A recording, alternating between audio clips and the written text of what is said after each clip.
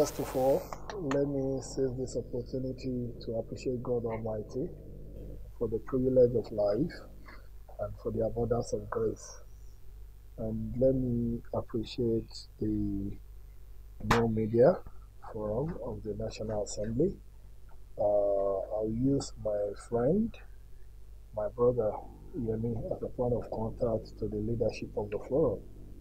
I want to thank you not because of the award, but I want to thank you because during the process of the probe, you stood by the Nigerian people, not by me, but by the Nigerian people. And in this era, when we know that there are always two sides to every story, and anybody can decide to promote whichever side that pleases him or her, or you decided to promote the truth all through the while. And I want to thank the media for the unprecedented level of coverage that we had during the whole process. I personally, on behalf of my committee and the National Assembly, will remain grateful for that. I said something on TVC then. I said I'm a new kid in the block and trying to do things differently. The desire to contribute our own quota to the development of the country is the reason why we are here in the first place.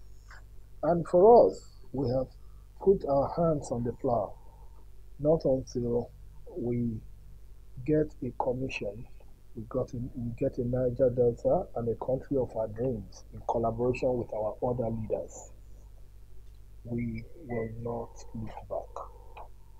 I have to say this very clearly in 2 minutes, in 1 or 2 minutes, that the whole probe or our effort wouldn't have been possible without the active support of the leadership of the House of Reps and the National Assembly, most especially from the Speaker, Right Honorable Femi Gbagabamila, who stood by us like a rock of Gibraltar and who gave us all the support for us to excel in that national assignment. And also the Deputy Speaker, the Majority Leader, and the leadership of the Minority Caucus, the entire leadership of the National Assembly stood by us and gave us all the support, even though sometimes as human beings, when you are being bashed front and back in the eyes of the media, and you decide to stand by the truth, you need your leadership to provide that strong level of support. And I want to tell Nigerians that that was not missing at that particular point in time. So forever, I'm eternally grateful to the leadership of the House of Reps for the trust they reposed on us. Just yesterday, we had our first reading of the NDDC establishment to repeal and of the former laws of NDDC. The journey for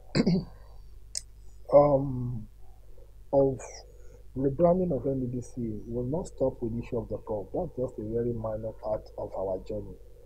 As a matter of fact, our major desire is to be able to hand over a well-structured organization that will have an unparalleled level of efficiency in terms of legislative framework for people coming after us. Now, what Barack Obama said, for any organization to develop or any nation, we have to concentrate more on building strong institutions rather than strong personalities. For this reason, we are going to work on the laws of NDDC to make abuse of office impossible, to make it difficult for anybody to abuse office. We have to amend our laws to make sure that when people come into a particular office, Donald Trump, we saw what happened in Capitol Hill, but the democratic institution of the United States happens to be so strong that not even anybody can circumvent the will of the people. And that's what we're looking at the level of the National Assembly. So by saying this, I want to assure you, and as I've always said, that by the grace of Almighty God, we will ensure that every corner of the Niger Delta people works for the Niger Delta people. We will ensure that NDDC will be an avenue, will be a platform for the rebirth, for the transformation of the Niger Delta. And we will do our best at this level to ensure that our oversight functions are done in line with global best practices, and every kobo appropriated will be accounted for the development of the people. We have started it. It happened to be the first time in 21 years of NDDC that such thing will happen. It shows that the will is not absent.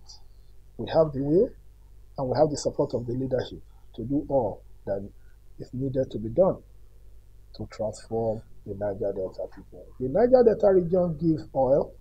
The Niger Delta region gives more than 70% of the revenue of this country. And the money going into the Niger Delta region is enough to transform the region. But what have we seen over the years? Nothing to show for it.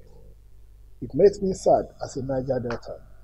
And now that God has given us this opportunity to contribute our quota, it will be very unfair to generations yet unborn. We will be abusing the grace of God on our lives if we do not take the decisive action of making the commission to work. And I'm grateful because the new interim administrator came and we can see what he's trying to do. On the 11th of March, I think they'll be opening the new headquarters building. I'm happy for that achievement because in 21 years, an agency spending trillions yet cannot house itself. What an irony. But today, we are grateful that is being done. And we hope that the commission will work to the satisfaction of the people. So on behalf of the committee, because this is not just an award for me, it's an award for the committee. Then it takes a committee to do the marvelous job. I can't work alone. My deputy chairman, the members of my committee, the clerk of my committee, the management people in my committee, the clerk, everybody, this is an award for all of us. And it is a call to service. As they say, the reward for hard work is more work. I want to assure you we will work harder so that we will not abuse this particular award. It is a challenge and we cannot afford to let down the people of the Niger Delta, and most especially you, that you have invested your trust in us by giving us this award. Once again, I thank you very much. We remain grateful, we remain appreciative, and may God bless you. Thank you very much. It's not really an amendment because the bill is more like we're repealing the act we're trying to speak, because there are so many things in the act. For instance, I will tell you, when you look at the NDDC's Act, there is one act that has no punishment for whatever you do. And when you don't have deterrent measures, definitely abuse of office becomes impossible.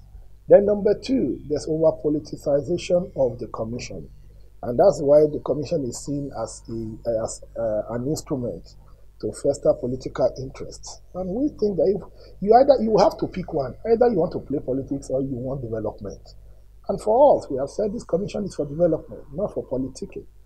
So definitely, we're looking at a case whereby you have the loss of NDDC, an MD who sits on a budget of over 400 billion, yet there is no minimum qualification to be MD of NDDC. So we have to have basic qualifications that takes it away from politics. That brings that there must be some. You look at NCDMB, for example, you must have 15 years post-qualification experience at management level in oil and gas industry for you to be a secretary of NCDMB. That's a qualification. The same thing in Inland Revenue. The same thing in NCC. Look at all organizations that you can see that are working. They are basic requirements. Because once the head is bad, it affects the entire body. We have to look at that. Then secondly, you can see a scenario whereby you have projects. What is project? It's omnibus. It's confusing.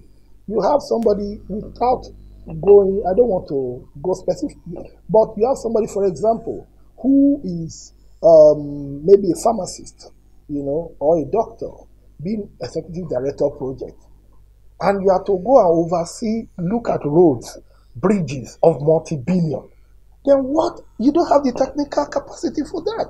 So if you want to be in that sort of position, nothing stops you from being a registered engineer, current registered, and at the end of the day, with minimum of certain level of experience. Because for you to oversight me or to oversee me or to supervise me, you should have something, you should know better than me, or at least know what I know. So we are looking at all these lacunas. And again, we saw issue of remittances of payment to NDDC. By virtue of the act, what is the punishment for non-remittance? None.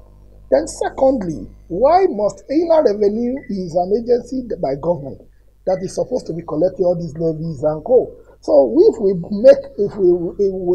rework the laws in such a way the power to collect these revenues lies with Inland Revenue, it cuts away that middle gap of third-party collection agents, whereby we saw it continue several times when there were accusations and cross-accusations. Oh, when you collect this percent.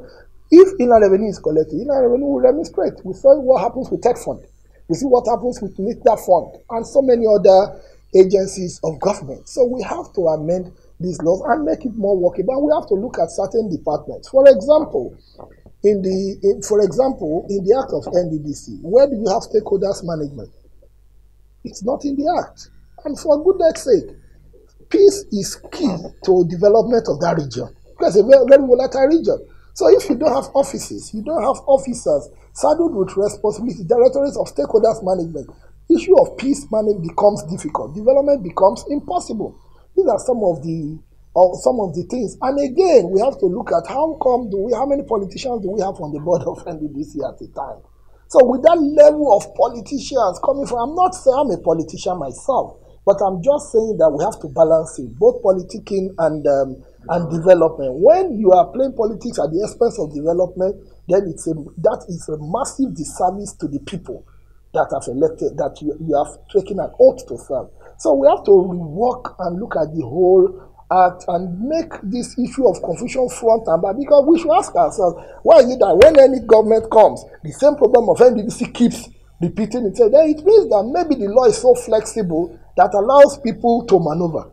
And so these are some of the few areas. By the time we do the second reading, some of these are our proposals. Of course, we are still going to do public hearing. We are going to meet with our governors, because they are very, very important critical stakeholders in the issue of NDDC. They are meant to be part of the board, the governing board of NDDC. We'll meet with our governors. We are going to meet with key stakeholders of the region, our leaders, our Baba Edwin Clark of this world. We are going to meet with some of our royal fathers. We are going to meet with stakeholders of the region to get their input, so that at the end of the day, we will have a commission that will not work for an individual, a commission that will work for the people of the Niger Delta. And once we are able to push this straight, then definitely development becomes an autopilot. So these are the keys. These are some of the few things that we are trying to rework in the laws of NDDC.